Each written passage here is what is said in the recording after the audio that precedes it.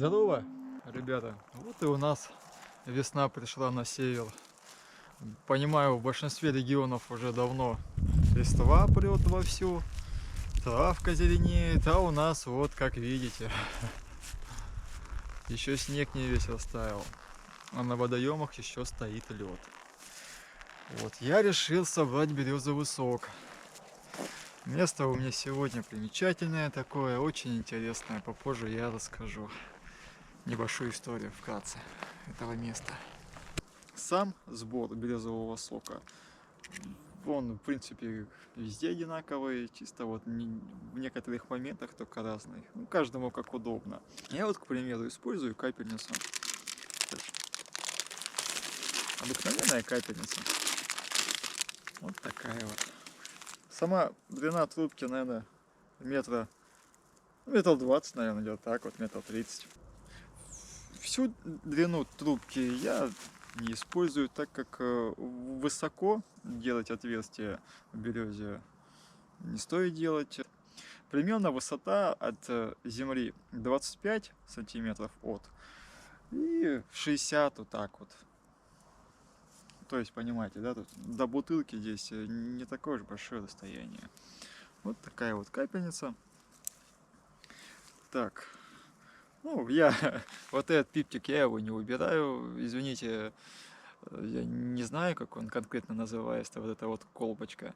Я не медик, но кто знает, поправьте в комментариях. Вот.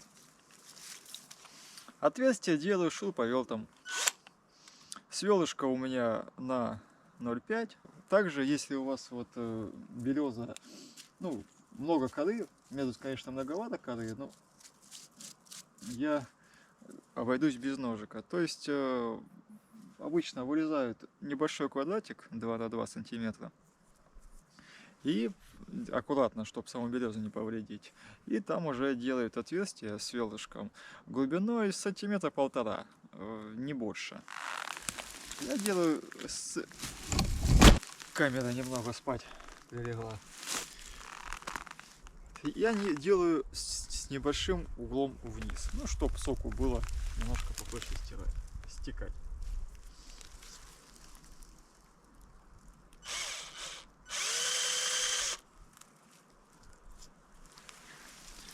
Ну, вот, как видите, отверстие проделал, и сок попер. Ну, дальше вставляю капельницу.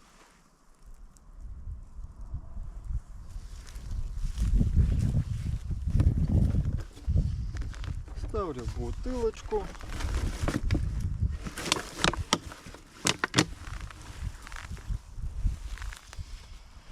Я ножик забыл просто.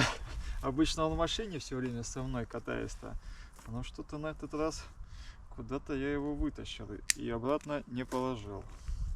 Вот, то есть я откусил часть трубочки и направил сюда.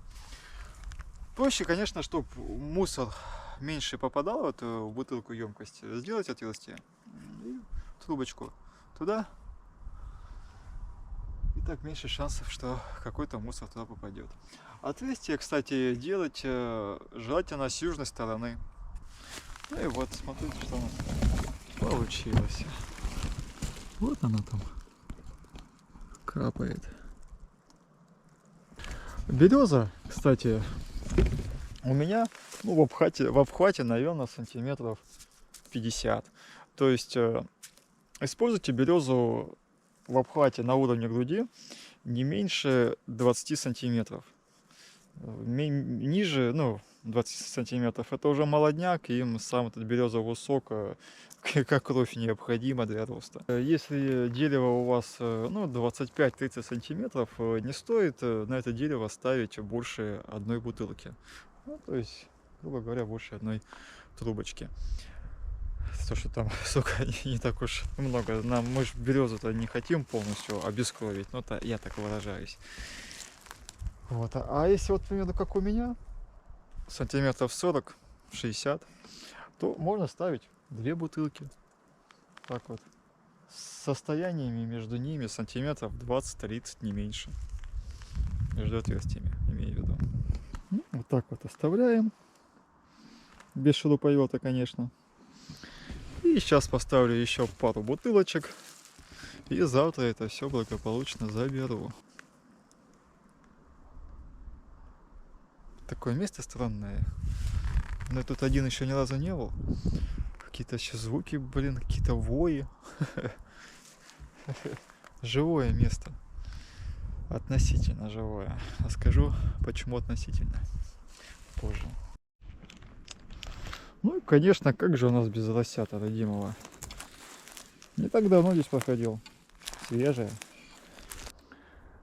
Само это место еще немножко примечательно еще тем. Мне его показал дядя Володя. Ну, кто смотрит вот мой канал, мои видео.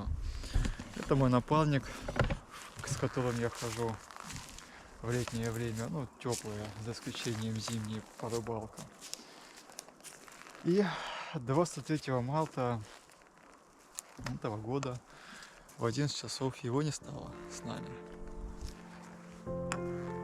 Ну, этот человек немаловажную сыграл в моей жизни роль.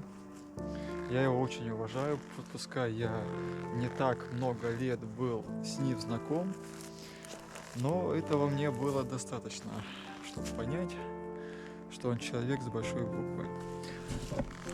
Видео он, конечно, не полностью раскрылся, но это очень грамотный, умный человек. Ну так, знаете, так вот чисто так коротко набросаю о нем. Вот таких вот небольших фактов, которые я отчасти знаю. В молодости он был при Советском Союзе старшим научным сотрудником. Он проектировал мосты, очень много ходил по тайге, занимался изысканиями. Также он принимал участие в проектировании метро города Новосибирска. Также, я думаю, вы знаете это место. Остров Валаам, который находится в Саратовском озере. Он там был особенным гостем. И его там всегда встречали хорошим столом и всегда ждали. Вот на этой березе мы когда-то сидели, это было 3 года назад.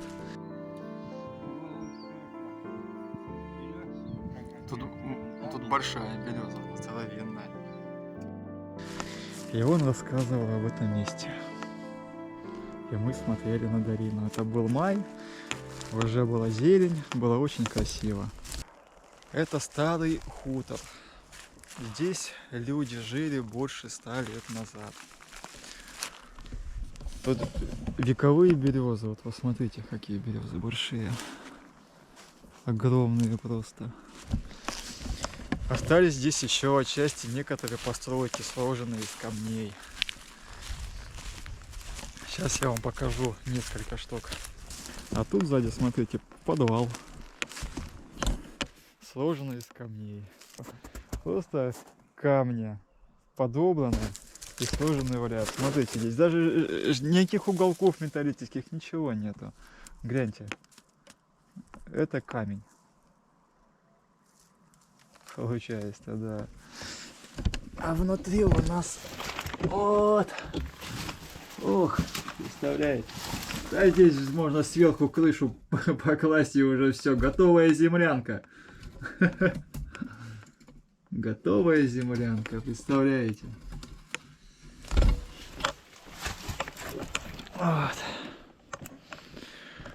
Сверху здесь был дом деревянный. Он до наших дней не сохранился. Также вот тут вот сверху, видите, вот по очертанию, здесь тоже была постройка. В середине сейчас выросли деревья. Вот тут. И вид какой на долину. Внизу было пастбище. А люди здесь жили не одно поколение. Большой семьей. Ну, смотрите, здесь еще снег лежит. Ох, лосяш. Лосяш ходил. Здесь еще, ну я так не пойду. Там небось по пояс этого снега еще. Вот здесь был дом. Смотрите, какие стены толстые. Метровые стены. Да, люди, видите, камушки подбирали один к одному, все укладывали. Тут окно было. Ох, нарушить я ничего не хочу. Тут есть какой-то вход. Вот, скорее всего, нежилое, наверное, помещение. Ты его хрен прогреешь. Вон окно, тут даже еще бревно сохранилось, а ничего себе. Кстати, вот некоторые рецепты по сохранению дерева отчасти знаком с ними. Их замачивают в воде, по-моему, далеко не 1 год. И они там годами просто бревна опускают. И потом их вытягивают. И из топляка уже делают. Что потом оно, когда высыхает, от этого дерева отскакивает топол. Такое оно плотное и жесткое становится. Да, гляньте, какая стена. Вот что сохранилось. А тут, наверное, упало все, развалилось. И тут, видать, вид был на это поле. Тут, получается, оно на загон. Туда вот, и оно вниз. Скотник выходил. Вот это мои предположения. То, что, ну, я не думаю, что это жилой дом. Хотя, если оно так и есть, что на этом месте люди только закончили жить больше 100 лет назад, то когда они здесь начали, когда они заселили это место, вот это я не знаю, это мне неизвестно. И возможно, что это из первых домов поселенцев этого места. И тут тоже, вот тут была какая-то постройка, вот. Здесь что-то угадывается. Вот она, внутри все повырастало. Да, какой здесь вид красивый. Дяде Володе не хватать, конечно, будет. Он очень хотел успеть попить березовый сок этой весны. Но у нас на крайнем севере зима-то долгая, длинная. И сок идет в конце апреля уже.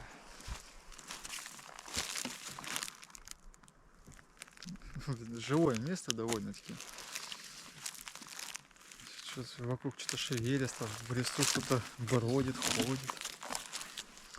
Ну, сейчас я еще поставлю пару бутылочек и завтра приеду это все снимать. Вот и следующий день пришел. Будем проверять, сколько там накапало за это время. Ну вот, тут 2 березонки. Тут все получается, делал по 2 трубочки в одну бутылку. Тут литра 2, даже по 3. Не, 2. И тут где-то литра 1,5. Ну, неплохо. Дядя Володя из этого березового сока что только не делал. Он его просто обожал. Настойки делал, колган какой он делал, квас, чай, да все он делал. А чаи какие у него были, о, я их прям обожал, вот на рыбалке пить. Отверстие в березе просто так не оставляем. Его забиваем сначала веточкой соразмерной самого отверстия. И желательно залепить либо садовым варом, либо воском. Я воском залепляю. Ну вот как-то так пошел сбор березового сока. Слил я в одну тару. Ну что, сама бутылка на 6 литров. Здесь где-то 5,5 будет точно. Чистого березового сока. Жалко, что дядя Володя его так не успел попить. Что ж поделать. Как-то так все. Дождик так немного срывается. А я буду потихоньку складываться уже домой. Спасибо всем за просмотр. Всем пока.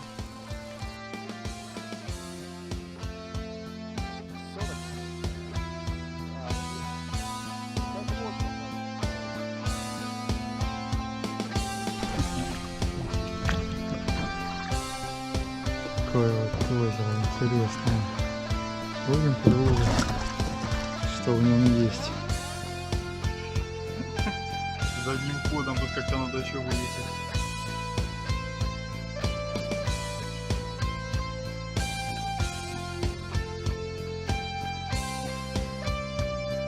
Лес, где котик. Ага. Вот туда дорога шла. Вот за самым балом. Блин, они все маленькие. Ну да, нет. Их нет смысла и брать. А покрупнее пока не встречается где-то. Какие-то. Также я сегодня с напарником, дядь Володей. Вот.